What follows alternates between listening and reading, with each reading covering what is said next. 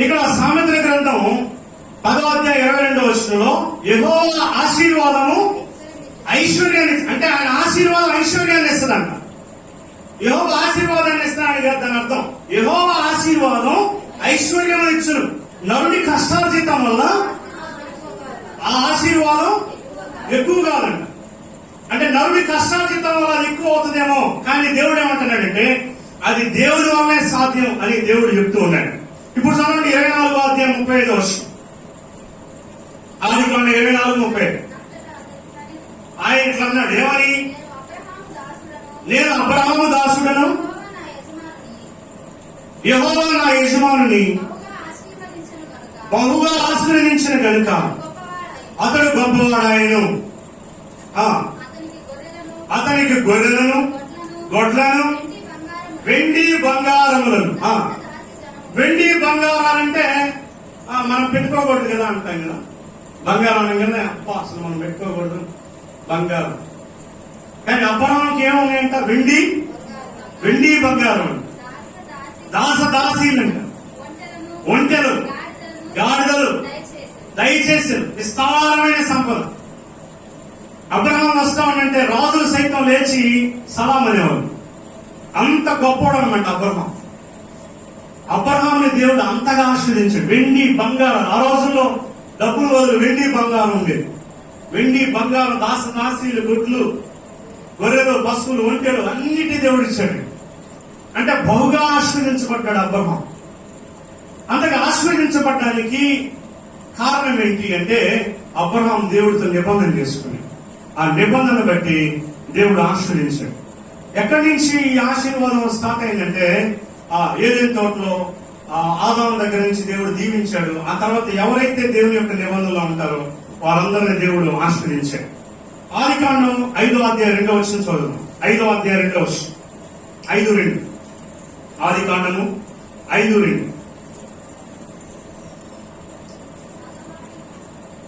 ఆదికాండము 5వ అధ్యాయం 2వ వచనం.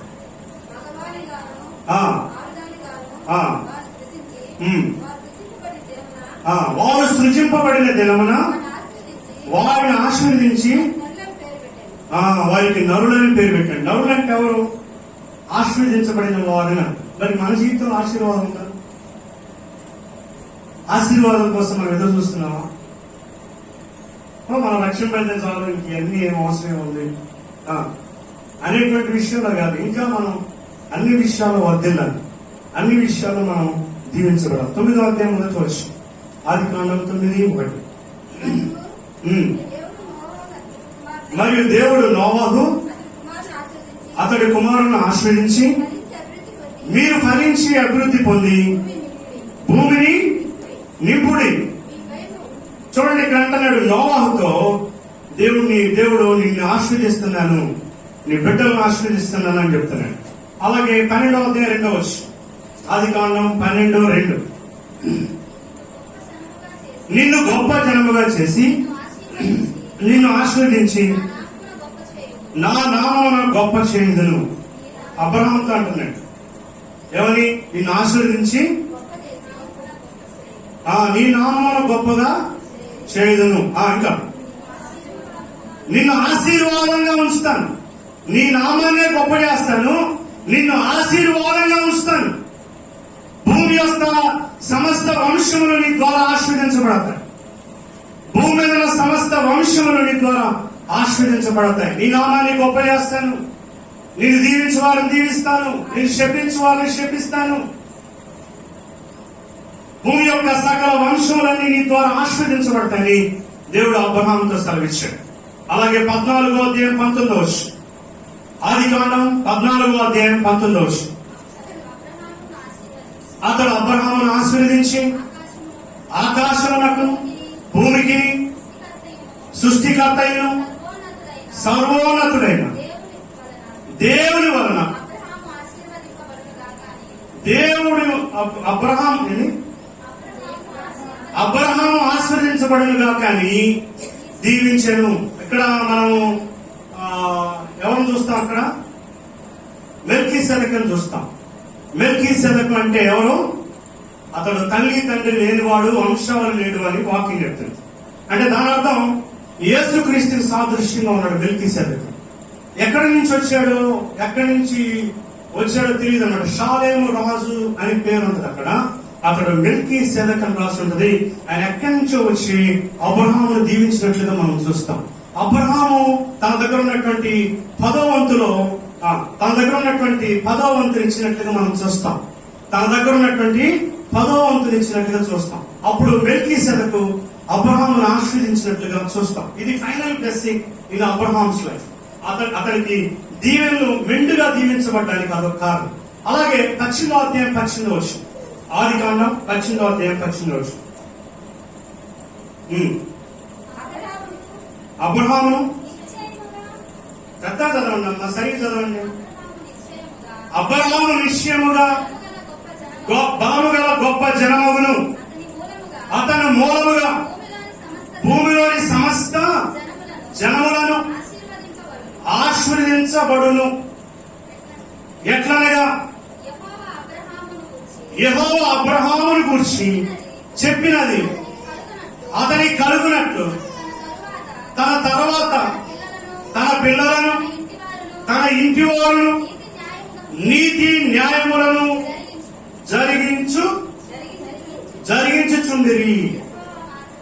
చూడండి, ఇక్కడ తన పిల్లలు కూడా దేవుని యందు భయభక్తులు కలిగి ఉన్నారు. అందుకని తర్వాత మనం చూసినట్లయితే 25వ అధ్యాయం 11వ వచనంలో 25:11 అబ్రహాము మృతి పొందిన తర్వాత దేవుడు అతని కుమారుడైన ఇస్సాకును ఆశీర్వదించాను. హల్లెలూయా. చూడండి, అబ్రహాము చనిపోయిన తర్వాత కూడా అబ్రహాముతో చేసిన నిబంధన బట్టి ఇస్సాకును దేవుడు దీవించాడు. మనం భక్తి కలిగి మనం దేవుని యందు భయభక్తులు కలిగిన వారమై ఉంటే మనల్ని బట్టి మన పిల్లల దేవుడు ఆశీర్వదిస్తాడు. ఇక్కడ ఇస్సాకుని దేవుడు దీవించినట్లుగా మనం చూస్తాం.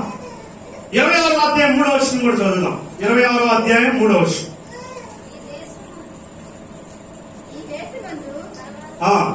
ఈ దేశమందు పరవాసివై ఉండుము, నేను నీకు తోడై ఉండి నిన్ను ఆశీర్వదించెదను.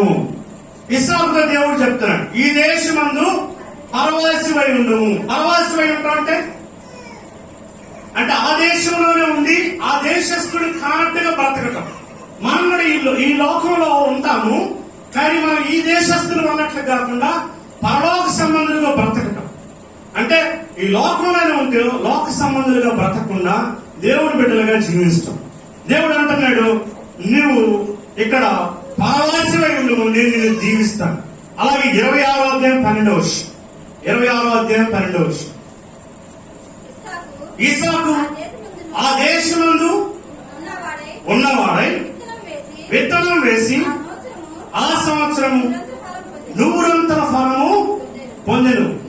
యెహోవా అతన్ని ఆశీర్వదించిన గనుక ఆ మనుష్యుడు గొప్పవాడాయను. హల్లెలూయా. ఇస్సాకు విత్తనాన్ని విత్తాడంట. ఎప్పుడు అంటే కరువు సమయంలో.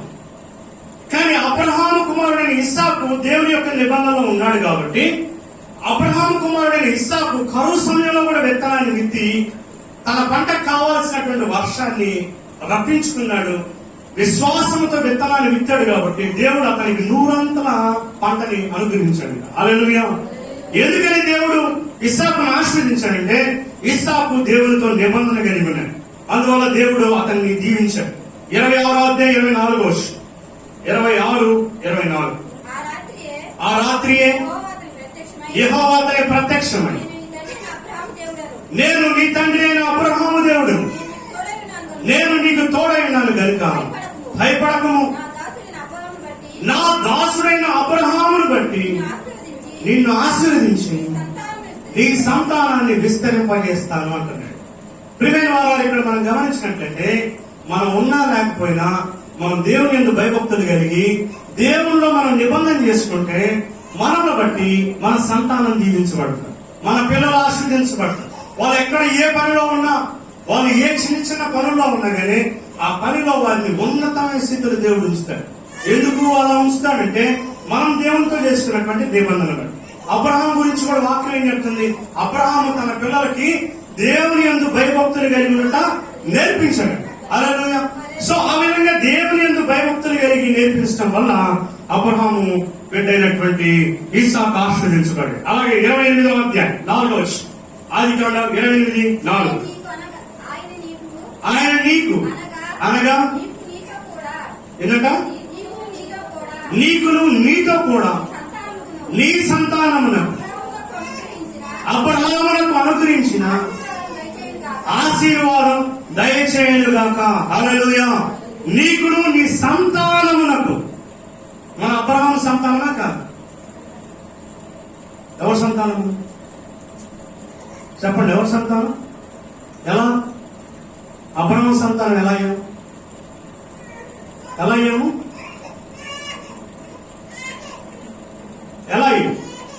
గలతీయులకు రాసిన పత్రిక 3వ అధ్యాయం 9వ వచనం. Galatians chapter 3 verse 9. గలతీ 3:9. కాబట్టి విశ్వాస సంబంధులే విశ్వాసము గల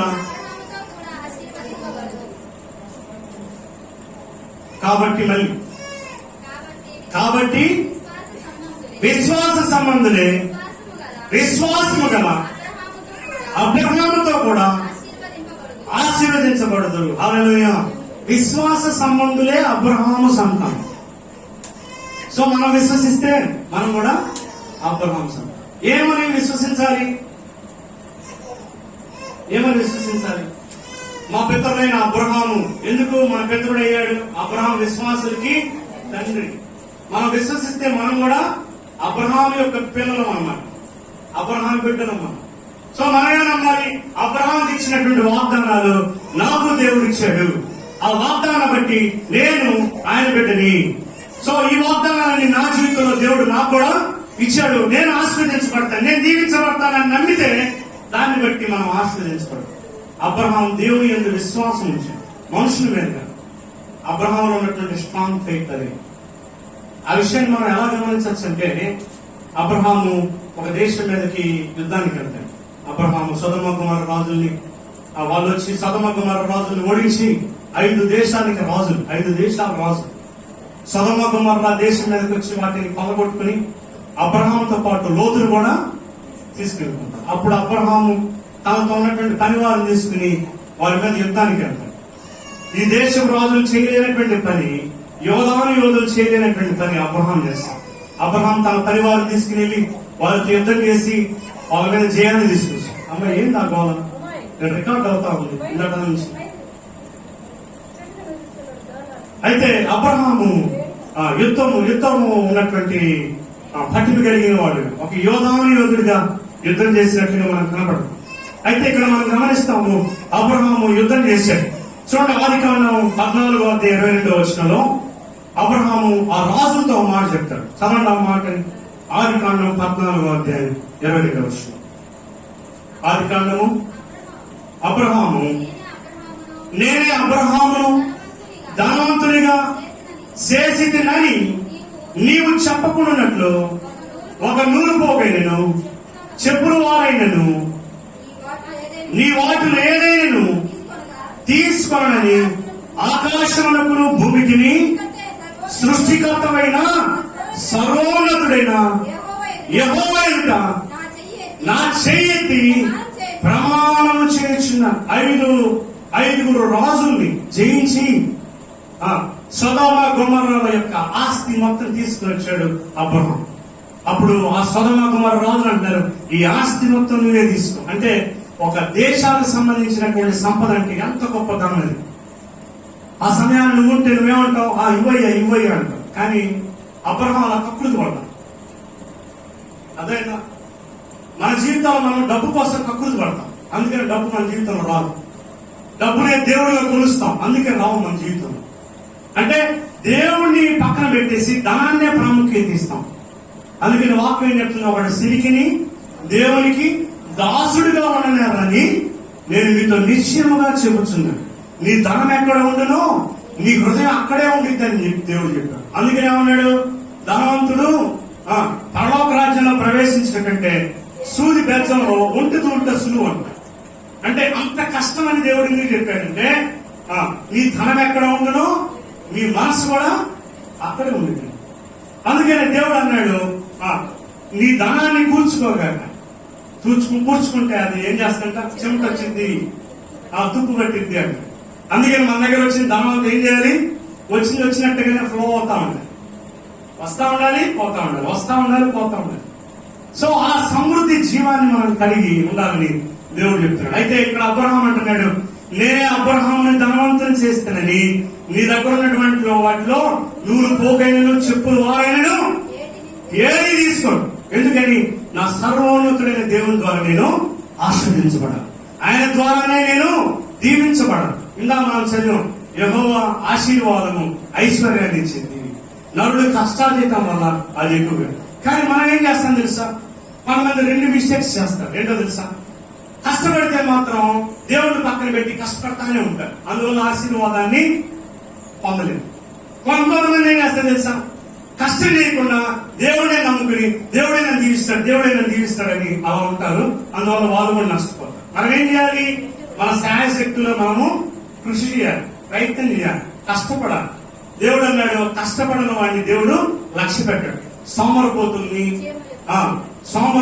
నిద్రపోతుల్ని దేవుడు ఆస్వాదించాడు. ఎవరిని ఆస్వాదిస్తాడు, హృదయపూర్వకంగా కష్టపడిన వారిని దేవుడు దీవిస్తాడు. హల్లెలూయా. నీతిమంతులను ఆయన దీవిస్తాడని వాక్యం చెప్తుంది. కనుక మనం ఎలా ఉండాలంటే మనం కష్టం చేసేటువంటి వారిగా ఉండాలి. అందుకని వాక్యం చెప్తుంది, నువ్వు పని చేయకపోతే ఒక పూట అన్నం తినద్దని వాక్యం చెప్తుంది. కనుక మన యొక్క ఆలోచన అంతా దేవుని ద్వారా నేను ఆశ్రయించబడాలి. నేను చేసే కష్టం వల్ల కాదు, నేను చేసే ఉద్యోగం వల్ల కాదు, నేను చేసే వ్యాపారం వల్ల కాదు, దేవుడే నన్ను దీవించాలి, దేవుడే నన్ను ఆశీర్వదించాలి అనే ఆలోచన నువ్వు నేను మనం కలిగి ఉంటే మనం కూడా అబ్రహాం వలె దీవించబడతాం. ఇక్కడ అబ్రహాం అంటున్నాడు, ఏమంటున్నాడంటే నేనే అబ్రహాముని ధనవంతుని చేస్తానని నీవు అనుకున్నట్లు. మరి అబ్రహాముని దేవుడు దీవించాడు. ఎందుకని అంటే అబ్రహాము దేవుని మీద విశ్వాసం కలిగి ఉన్నాడు. నా ప్రభు ద్వారా నేను దీవించబడాలి అని నమ్మాడు కాబట్టి దేవుడు అతన్ని దీవించాడు. కనుక మన జీవితంలో డబ్బు దేవుడు రెండింటి పక్కన పెట్టి నీకేది కావాలంటే నాకు దేవుడే కావాలని దాన్ని దేవుడు చూస్తాడు. నువ్వు దానికి ఎక్కువ ప్రిఫరెన్స్ ఇచ్చి దానికి ప్రాధాన్యత ఇచ్చి డబ్బే నీ జీవితంలో దేవుడిగా ఉంటే నువ్వు ఎప్పటికీ కూడా ఆశీర్వదించబడలేవు. ఈ లోపల అన్ని సంపాదించావు, అన్ని ఉన్నాయి నీ దగ్గర, కానీ దేవుడు లేడు అంటే నువ్వు నరకానికి వెళ్తావు. అర్థమవుతుందా? కానీ దేవుడే ఉండి నీకు జీవితంలో తినడానికి కూడా ఏమి లేకుండా ఉంటే అది కూడా కష్టం. కనుక నువ్వు దేవుని కలిగి ఉండాలి. Don't run for money. నువ్వు డబ్బుల కోసం పరిగెత్తకూడదు, ఆ డబ్బులే నీ వెనకాల పరిగెత్తాలి. హల్లెలూయా. ఆ డబ్బులే నేను వెతుక్కుంటారా. చాలా మంది డబ్బు కోసం పరిగెత్తారు. అందుకని వాక్యం ఏంటంటే నీవు ధనము మీద మనస్సు నిలిపిన తోడనే అది రెక్కలు పెట్టుకుని ఎగిరిపోయింది. అంటే ధనం మీద మన మనసు ఉండకూడదు. ధనం అంటే ఏంటి అని అంటే అదొక వస్తువు లాగా మన ఇంట్లో వాడతాం చూసారా, కలిపి కూలిపోయేది అలాగో అలాంటిది అనమాట. అంటే అదొక వస్తువులాగా దాన్ని మనం భావించాలి. ఆ ధనమే అన్నిటికీ మూలము, ధనమే నాకు దేవుడు అనే విధంగా మనం జీవించాం. అబ్రహాము అంతగా ఆశ్రయించబడ్డానికి కారణం ఏంటంటే అబ్రహాము ధనం మీద మనసు పెట్టాలి, దేవుడి మీద మనసు పెట్టాడు. ఆయన అన్నాడు, మొదట నా నీతిని నా రాజ్యాన్ని మీరు వెతకండి, మీకేం కావాలో దేవుడు ఇస్తాను. హల్లెలూయా. కనుక మన జీవితంలో కూడా మనము దేవుని యందు విశ్వాసం ఉంచితే మన బిడ్డలు ఆశీర్వదించబడతారు. మనతో పాటు మన బిడ్డలు కూడా. మనం చనిపోయినా కానీ దేవుడు మన పిల్లలను ఆశీర్వదిస్తాడు. అబ్రహాము మరణించిన తర్వాత దేవుడు ఇస్సాకును ఆశీర్వదించినట్లుగా మనం చూస్తాం. అంతేకాదు ఆదికాండం 30వ అధ్యాయం 30వ వచనం. అంతేకాదు ఇక్కడ ఒక మాట ఉంది, ఆ మాటను మనం చదువుదాం. 30వ అధ్యాయం 30వ వచనం. ఆదికాండం, నేను రాకమునుపు నీకు ఉండినది కొంతిగే, అయితే అది బహుగా అభివృద్ధి పొందాను. నేను పాదము పెట్టిన చోటల్లా యెహోవా నిన్ను ఆశీర్వదించాడు.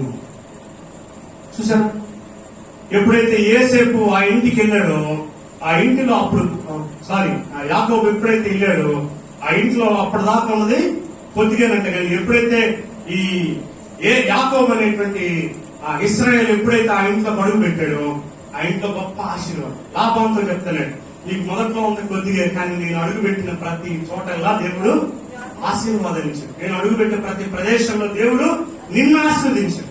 అలాగే అబ్రహామును బట్టి లోతు ఆశీర్వదించబడ్డాడు. యాకోబును బట్టి లాభాన్ని ఆశీర్వదించబడ్డాడు. అలాగే మనం నమ్మాలి, విశ్వసించాలి. నేను అడుగుపెట్టిన ప్రతి ప్రదేశంలో దేవుడు నాతో పాటు వస్తాడు.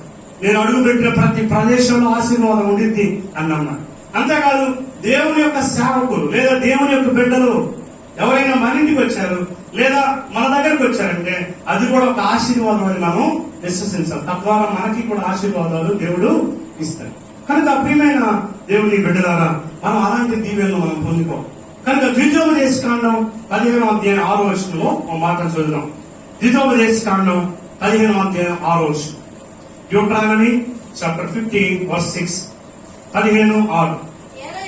ఏలయనగా నీ దేవుడైన యెహోవా నీతో చెప్పినట్లు నిన్ను ఆశీర్వదించిన గనుక నీవు అనేక జనములకు అప్పిచ్చుదువు గాని అప్పు చేయవు. హల్లెలూయా.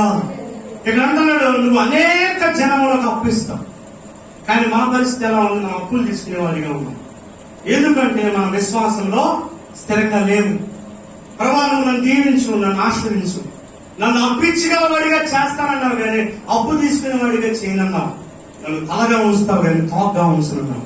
ప్రభువా, నన్ను దీవించు, నన్ను ఆశీర్వదించు, అనేకుడికి నేను ఇచ్చేటువంటి పరిస్థితులు నన్ను ఉంచగాని మనం విశ్వాసంతో ప్రార్థన చేసినప్పుడు మనలో ఉన్నటువంటి విశ్వాసాన్ని బట్టి దేవుడు తప్పక మనల్ని ఆశీర్వదిస్తాడు. అలాగే 28వ అధ్యాయం 8వ వచనం. 28:8. ఈ ద్వితోపదేశకాండం 28వ అధ్యాయంలో మొదటి వచనం చదువుదాం. నీ దేవుడైన యెహోవా, నీ దేవుడైన యెహోవా శ్రద్ధకి. అది కరెక్ట్ చదవండి, రికార్డ్ అవుతుంది. ఎట్లా పెడతావు అది? నీ దేవుడైన యెహోవా మాట విని శ్రద్ధగా విని నేను నీకు ఆజ్ఞాపించిన తన ఆజ్ఞలన్నిటినీ అనుసరించి నడుచుకుని ఎడల నీ దేవుడైన యెహోవా భూమి మీద సమస్త జనముల కంటే నిన్ను హెచ్చించును. 8వ వచనం. అక్కడి నుంచి చెప్తాడు, ఆయన మాటలు వింటే నీ కొట్లలో ధాన్యం ఉంటది, నీవు చేయి ప్రతి పని దీవెన కలుగునట్లు యెహోవా ఆజ్ఞాపించెను. చూడండి, అక్కడ ఆశీర్వాదాలన్నీ దేవుడు చెప్తూ ఉన్నాడు. ఎప్పుడు అంటే ఆయన మాట విని ఆయన వాక్య ప్రకారం మనం నడుచుకున్నప్పుడు దేవుడు మనల్ని దీవిస్తాడని వాక్యం చెప్తాడు. కీర్తన 115వ అధ్యాయం 13వ వచనం. Sam chapter 15:30. కీర్తన 115:13వ వచనం చదువుదాం.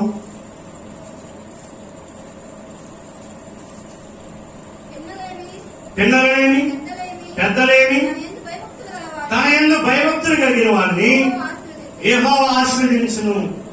ఎవరు ఆశీర్వదిస్తాడంట దేవుడు? ఎవరిని? భయభక్తులు కలిగిన వారు. చాలా చిన్న పిల్లల్ని పెద్ద పిల్లలు నాకు చెప్తారు, కాదు వాళ్ళు కాదు. ఎవరైతే భయభక్తులు కలిగి ఉంటారో వాళ్ళు చిన్నలైనా పెద్దలైనా ఎవరైనా సరే వారిని దేవుడు ఆశీర్వదిస్తాడు. అంటే ఆయన భయభక్తులు కలిగిన వారిని ఆయన ఆశీర్వదిస్తాడని వాక్యం ద్వారా చెప్తున్నాడు.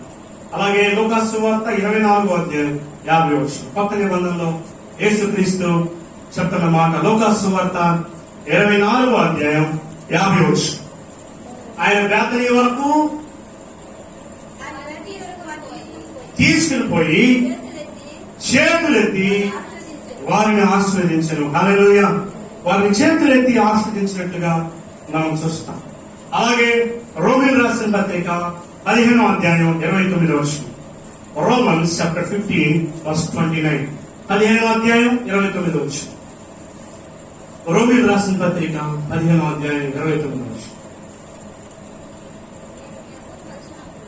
నేను మీ వద్దకు వచ్చినప్పుడు క్రీస్తు యొక్క ఆశీర్వాద సంపూర్ణముతో, అంటే క్రీస్తు యొక్క ఆశీర్వాద సంపూర్ణత అంటే యేసుక్రీస్తులో ఏముంది? ఆశీర్వాదం యొక్క సంపూర్ణత ఆయనలో ఉందండి. బుద్ధి జ్ఞాన సర్వ సంపదలన్నీ ఆయన ఎందుకు గుప్తమై ఉంది. హల్లెలూయా. సో నువ్వు అడిగితే ఆయన ఇస్తాడు, మనం అడక్క ఏమి పొందు. అందుకని యాకోబు రాసిన పత్రికలు అంటాడు, మీరు అడగనందువల్ల మీరేమి పొందుకోరు. ఇంకొకరు అడుగుతున్నారంట, వాళ్ళు అడిగే వాళ్ళు ఎలా అడుగుతున్నారంట? దురుద్దేశంతో అడుగుతున్నారు. మీ భోగాల నిమిత్తం మీరు అడుగుతున్నారు కాబట్టి మీకు దొరకట్లేదు అన్నాడు. అంటే కొంతమంది కరెక్ట్గా ఏమి రావట్లేదంట. ఇంకో వాళ్ళు అడిగే వాళ్ళు ఎలా అడుగుతున్నారు? దురుద్దేశంతో అడుగుతున్నారు. కానీ మనం ఎలా అడగాలి? మంచి మనసుతో అడగాలి. ప్రభా, నువ్వు నన్ను దీవించావు, నన్ను ఆస్వాదించావు. అబ్రహాం ఏ విధంగా అయితే దీవించావు, నన్ను కూడా అలా దీవించు. నేను నీకు సాక్షిని ఉంటా. నీ గురించి నేను సాక్షి చెప్తా. దేవుడు దీవిస్తాడని, దేవుడు ఆస్వాదిస్తాడని నీ గురించి నేను సాక్ష్యం ఇస్తానని అని దేవుడి దగ్గర మనం ప్రార్థన చేయాలి.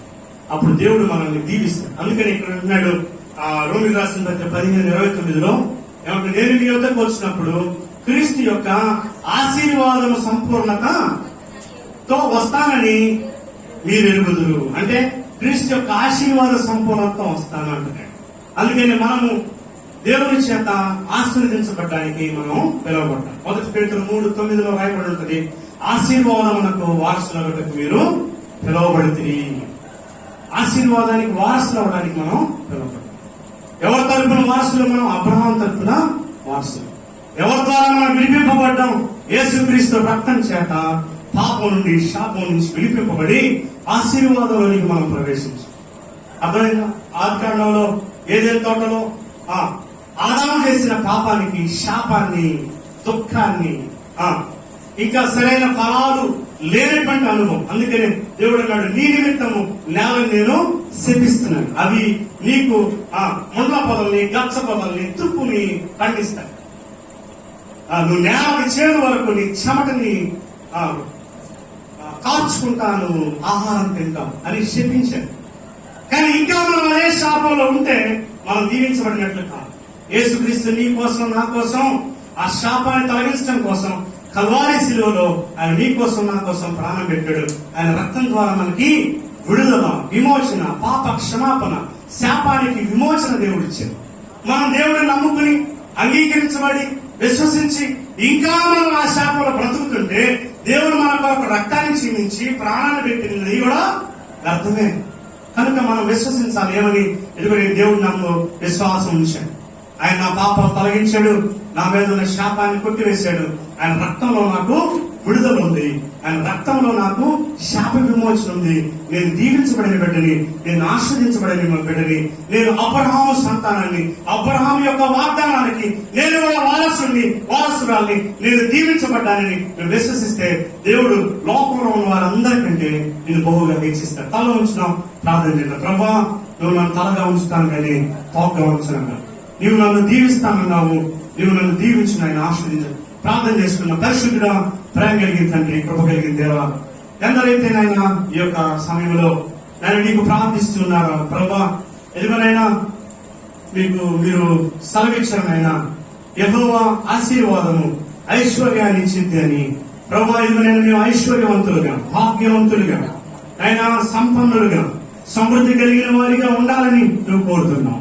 అంతేగాని మేము పేదరికంలో నైనా ఎదుగునైనా లోపంతో, లోటుతో నాయన ఏమాత్రం దొరకనటువంటి వారిగా, నాయన దరిద్రులుగా మేము ఉండాలని నువ్వు కోరుకోవట్లేదు. మేము సమృద్ధి కలిగిన వారిగా ఉండాలని నువ్వు కోరుతున్నావు. నాయన ఈ లోకంలో ఉన్న సంపూర్ణత అంతా నీదే. నాయన ఇవన్నీ మా కోసం మీరు ఇచ్చారు, కానీ మేము ఇంకా పొందుకోలేనటువంటి వారిగా ఉన్నాం. నేను ప్రార్థించి నాయన మేము నిబంధన జ్ఞాపకం చేసుకుని అబ్రహాము ద్వారా మీరు మమ్మల్ని దీవించారు, అబ్రహాం వారసులుగా మేము ఈ ఆశీర్వాదాలన్నిటికీ మేము వారసులని గుర్తించాలని మీరు తెలియజేస్తున్నారు. అంతేకాదు మేము డబ్బులు ఎక్కువ ప్రేమించకూడదు, డబ్బు వెనకాల మేము పరిగెత్తకూడదు. డబ్బు మేము వాడుకునేటువంటి ఒక వస్తువు మాత్రమే. దాని మీద మనసు పెట్టకుండా నీ మీద మనసు పెట్టి నీ రాజ్యాన్ని విస్తరింపజేయడానికి, నీ నీతిని, నీ రాజ్యాన్ని మేము వెతకడానికి, నేను వెంబడించడానికి సహాయం దయచేయండి. తద్వారా మేము ఆధ్యాత్మికంగాను అలాగే శారీరకంగా మేము ఆశీర్వదించబడ్డానికి కృపదయచేయండి. అబ్రహామును దేవుడు అన్ని విషయాల్లో ఆశీర్వదించనని ఆయన ఇదిగో ఆదికాండం 24:1 వ్రాయబడి ఉంది. అలాగే యోహాను రాసిన పత్రిక 3వ పత్రిక 2వ వచనంలో ప్రియుడాని ఆత్మ వర్ధిల్లించిన ప్రకారం నీవు అన్ని విషయాల్లో వర్ధిల్లాలి, సౌఖ్యంగా ఉండాలని నేను ప్రార్థిస్తున్నానని యోహాను భక్తుడు అన్నాడు. అలాగే ప్రభువా, మేము ఆయన అన్ని విషయాల్లో వర్ధిల్లడానికి సహాయం చేయండి. విశ్వాసంతో మేము సమస్తం పొందుకోవడానికి కృపదయచేయండి. నీ అందు భయభక్తులు కలిగి నీ ఆశీర్వాదాలు దీవెనలు పొందుకోవడానికి నాకు మాకు అలాగే ఈ వాక్యం వింటున్న ప్రతి ఒక్క బిడ్డకి మీరు దయచేయమని మమ్మల్ని అందరినీ చేతులకు అప్పగిస్తూ యేసయ్య శక్తి కలిగిన నామములో అడిగి వేడుకొనుచున్నాము తండ్రి. ఆమేన్ ఆమేన్.